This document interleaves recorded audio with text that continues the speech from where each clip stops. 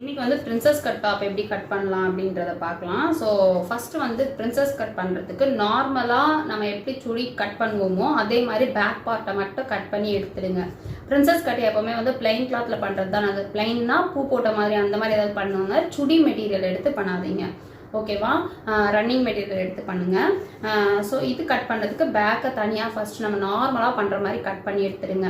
அந்த கட் பண்ண பேக் பார்ட்டை ஃப்ரண்ட் பார்ட்டுக்காக ஃபோல்ட் பண்ணி அது மேலே வச்சு அடிஷ்னலாக ஒரு 1லேருந்து 1.5 இன்ச் அளவுக்கு அதிகமாக வர மாதிரி வச்சுக்கோங்க. அதாவது சைடில் ஆமோல் பக்கத்தில் ஃபுல்லாகவே வந்து அந்த 1.5 இன்ச் அளவுக்கு அதிகமாக வர மாதிரி வச்சுட்டு ஸ்டிச் பண்ண ஸ்டார்ட் பண்ணிங்க அப்படின்னா உங்களுக்கு வந்து பர்ஃபெக்டான பிரின்சஸ் கட் வரும். அப்புறம் பிரின்சஸ் கட் அப்படின்னா யாருக்கு போட்டால் நல்லாயிருக்கும்னு பார்த்தீங்கன்னா, பஸ்ட் மெஷர் பெருசாக இருக்கும்ல, நார்மல் செஸ்ட் மெஷரை விட பஸ்ட் மெஷர் பெருசாக இருக்கும், அவங்களுக்கு நல்லாயிருக்கும். ஏன்னா அவங்களுக்கு வந்து நம்ம வந்து சைடில் டைட் பண்ணோன்னா பஸ்ட் வந்து ஒரு மாதிரி ஃப்ளாட் ஆன மாதிரி ஆகிடும். ஸோ அந்த மாதிரி ஒரு சில ப்ராப்ளம் அவங்களுக்கு இருந்துகிட்டே இருக்கும். ஸோ அவங்களுக்கெல்லாம் வந்து பிரின்சஸ் கட் அழகாக இருக்கும். நார்மலாகவே ஒரு ஸ்ட்ரக்சராக போடணும்னு விரும்புவாங்க இல்லையா, அவங்களுக்கெல்லாம் நல்லாயிருக்கும். இப்போ நம்ம ரெடிமேட்ஸ்லாம் பார்த்தோன்னா பிரின்சஸ் கட்டுன்னு தான் நம்ம அது சொல்கிறோம். பட் அது பிரின்சஸ் கட் கிடையாது. ஏன்னா அது ஷேப் எல்லாம் கொடுக்காது, ஜஸ்ட் ஒரு கட்டு மட்டும் தான் இருக்கும். ஸோ அது வந்து நமக்கு பிரின்சஸ் கட் கிடையாது, 6 பீஸ் தான் அது. ஸோ இது வந்து பிரின்சஸ் கட் நம்ம எப்படி கட் பண்ணுறது அப்படிங்கிறத பார்க்கலாம், ஓகேவா? இப்போ ஒரு ஃப்ரண்ட்டை வந்து நம்ம ஃபோல்ட் பண்ணி எடுத்து வச்சுருக்கோன்னு வச்சுக்கோங்க. பேக்கை விட 1 இன்ச் அளவுக்கு அதிகமாக எடுத்து வச்சுருக்கிற மாதிரி நான் இது இப்போ உங்களுக்கு டயக்ராம் போட்டு காட்டுறேன், ஓகேவா? ஸோ ஃபஸ்ட்டு வந்து நம்ம ஆமோல் லைன் போடுவோம்ல, armhole line, waist round line, அதுக்கப்புறம் ஓப்பன் ஹிப் லைன் வரும்ல, அதுவும் நம்ம வந்து சாதாரணமாக எப்படி மார்க் பண்ணுவோமோ அதே மாதிரி லைன் போட்டுக்கலாம். இப்போ ஆமோல் லைன் வந்து நீங்கள் 6ல் போடுவீங்க, 6 இன்ச்சஸில் போடுவீங்க அப்படின்னா அதே 6 இன்ச்சஸ் போட்டுக்கோங்க.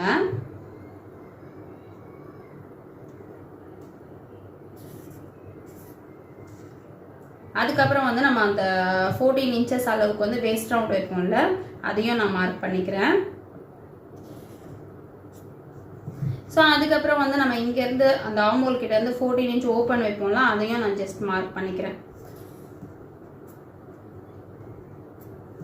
ஸோ மார்க் பண்ணிவிட்டு இது நம்ம ஆஸ் யூஷுவல் நம்ம வந்து எப்படி நார்மலாக மார்க் பண்ணுவோமோ அது எல்லாமே நம்ம மார்க் பண்ணிக்கலாம். இப்போ ஷோல்டர் வந்து 6 இன்ச் வைப்பீங்கன்னா 6 இன்ச்சு போட்டுக்கோங்க. இங்கேருந்து இந்த ஆமோல் ஃபஸ்ட் லைனில் நம்ம போடுவோம்ல, இது வந்து chest divided by 4. So chest divided by 4னா இப்போ நம்ம நார்மலாக வைக்கிறோம் அப்படின்னு வச்சுக்கோங்க. இப்போ 32க்குனா 10 இன்ச் வைப்போம்ல, ஸோ 10 இன்ச் வச்சு நம்ம மார்க் பண்ணிக்கலாம். இதுக்கப்புறம் தான் நான் சொன்னேன் அந்த 1 இன்ச். ஸோ 11 இன்ச்சாக இதில் நம்ம மார்க் பண்ணணும், ஓகேவா? எப்போவுமே 10 இன்ச்சு மார்க் பண்ணுவோம், பேக்லேயும் 10 இன்ச் தான் மார்க் பண்ணியிருக்கோம் அப்படின்னா இதில் வந்து 11 இன்ச். ஏன்னா நம்ம பிரின்சஸ் கட் பண்ண போகிறோம் அப்படிங்கிறதால 11 அதாவது 1.5 வரைக்கும் நீங்கள் எடுத்துக்கலாம். ஸோ நான் 1 இன்ச்சே ஆட் பண்ணுற மாதிரி போட்டிருக்கேன். அதுக்கப்புறம் waste round. So waste round வரும்போது இங்கே வந்து நம்ம 11 இன்ச்சு போட்டிருக்கோம்ல, இங்கே வந்து 10 இன்ச்சு போட்டுக்கலாம். ஸோ 10 இன்ச் மாதிரி மார்க் பண்ணிக்கலாம். அதுக்கப்புறம் வந்து ஹிப் ரவுண்ட், அதாவது சீட் மெஷர் வருது. ஸோ அந்த சீட் மெஷரை 4ஆக டிவைட் பண்ணிக்கோங்க. சீட் மெஷரோட 6 இன்ச் ஆட் பண்ணிவிட்டு 4ஆக டிவைட் பண்ணிக்கோங்க, ஓகேவா? ஸோ அது உங்களுக்கு என்ன மெஷர் வருதோ அந்த மெஷரை இங்கே போட்டுக்கலாம். அதே சேம் 11 இன்ச் தான் நான் இங்கேயும் வைக்கிறேன்.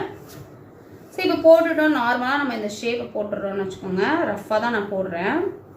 இது வந்து உங்களுக்கு எந்த அளவுக்கு வேணும்னு நினைக்கிறீங்களோ அந்த அளவுக்கு நீங்கள் எடுத்துக்கோங்க. இப்போது ஃப்ரண்ட்டுன்றதால நம்ம வந்து ஷேப்பை வந்து கொஞ்சம் உள்ளே எடுத்து போடுறோம். ஸோ இப்போ நார்மலாக நம்ம ஷேப் போட்டுட்டோம், ஒரு சுடியோட ஷேப் நம்ம போட்டுட்டோம். நெக் வந்து நீங்கள் எவ்வளோ வைப்பீங்களோ அதை ஜஸ்ட் மார்க் பண்ணிக்கோங்க. 2.5னா 2.5. ஃப்ரண்ட் நெக் எவ்வளோ டெப்த் வைப்பீங்களோ அந்த டெப்த்தும் போட்டுக்கோங்க.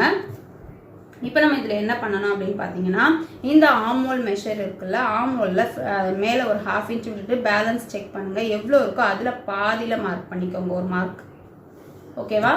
ஆமோல் செக் பண்ணுறோம், அதில் பாதியில் நம்ம ஒரு மார்க் பண்ணியிருக்கோம்.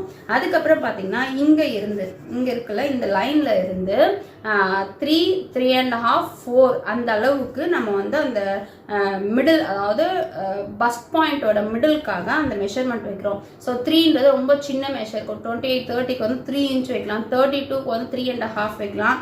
ஸோ அதுக்கு மேலே போகும்போது வந்து 3.75, 4 அந்த மாதிரி வச்சுக்கலாம். ஸோ நான் வந்து இங்கே 3.5 இன்ச் வச்சு மார்க் பண்ணிக்கிறேன். இந்த 3 லைன்லையுமே மார்க் பண்ணிவிட்டு இந்த ஒரு கோடு போட்டுக்கிறேன், ஓகேவா? 3.5 இன்ச் வச்சு மார்க் பண்ணியிருக்கோம். மார்க் பண்ணி நம்ம கோடு போட்டுக்கிறோம்.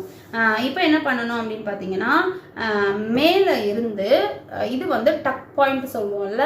ஸோ டக் பாயிண்ட்டுக்காக இதுவுமே என்னென்னா 9, 9.5, 10, 10.5 அவ்வளோதான். அதுக்கு மேலே வராது மேக்ஸிமம். ரொம்ப ஹைட்டாக இருக்காங்கன்னா மேபி 11 வரலாம். ஸோ 9, 9.5 அந்த அளவுக்கு நீங்கள் வச்சு இந்த ஷேப் எடுக்கிறதுக்காக வைப்போம். ஸோ இங்கே இருந்து இதில் வந்து நான் 9.5 இன்ச்சு மார்க் பண்ண போகிறேன். எங்கே வருதோ அங்கே வந்து நீங்கள் 9.5 இன்ச் மார்க் பண்ணிக்கோங்க. ஸோ இப்போ இங்கே வருது அப்படின்னா இந்த இடத்துல நீங்கள் மார்க் பண்ணிக்கோங்க. ஓகேவா? 9.5 அதாவது மெஷர்மெண்ட்டுக்கு ஏற்ற மாதிரி நீங்கள் சேஞ்ச் பண்ணிக்கலாம். நார்மலாக வந்து 32 சைஸ்க்கு நீங்கள் 9.5 வைக்கலாம். அதுக்கு மேலே போகும்போது 10, 10.5 அந்த மாதிரி வச்சுக்கலாம். அப்போ தான் வந்து நமக்கு அந்த பஸ்ட் பாயிண்ட் கரெக்டாக வரும். ரொம்ப மேலே ஏற்றிடாதீங்க. அதுக்கப்புறம் வந்து நமக்கு ஷேப் இல்லாமல் போயிடும். கொஞ்சம் கீழே இருந்தாலும் அட்ஜஸ்ட் பண்ணிக்கலாம். பட் மேலே போயிடுச்சுன்னா ஷேப்லெஸ்ஸாக ஆகிடும். ஸோ இது வந்து நான் 9.5 போட்டிருக்கேன். ஓகேவா? ஸோ இங்கே 9.5 மார்க் பண்ண அப்புறம் இங்கே இருக்கல செஸ்ட் லைன் போட்டுக்கலாம். இங்கே இருந்து 2 இன்ச் மார்க் பண்ணிக்கோங்க. இங்கே இருந்து இங்கே வந்து 1.5 இன்ச் மார்க் பண்ணிக்கோங்க. ஸோ மார்க் பண்ணிவிட்டு இப்படி ஷேப் போட்டு இப்போ நம்ம இங்கே மார்க் பண்ணியிருக்கோம்ல இந்த ஷேப் வந்து இப்படி எடுத்துகிட்டு போகணும்.